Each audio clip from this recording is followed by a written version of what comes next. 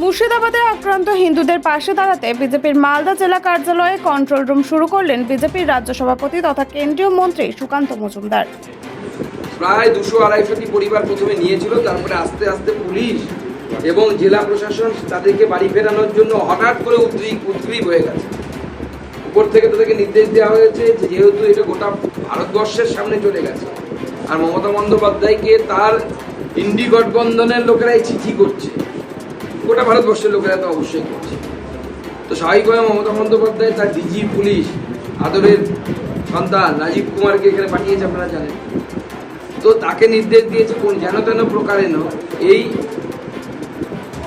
যে refugee camp যেন তেন প্রকারেণ বন্ধ করতে হবে।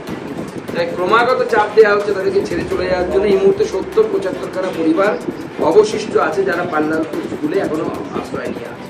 দেখুন, যুদ্ধক্ষেত্রের মতোই তো পরিস্থিতি, তার থেকে তো খুব খারাপ পরিস্থিতি নয়।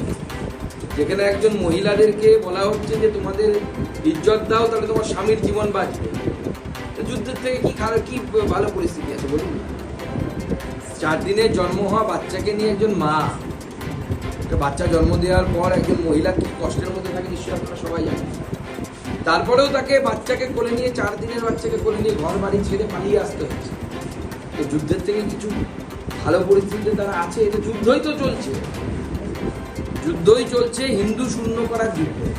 মুর্শিদাবাদকে হিন্দু শূন্য করতে হবে বলছে তারা ডাইরেক্টলি। তৃণমূল কংগ্রেসের আশ্রিত এই মুসলিম হুলিগ্যান্সরা এবং যারা এই সাম্প্রদায়িক রাজনীতিতে বিশ্বাস করে তারা এটা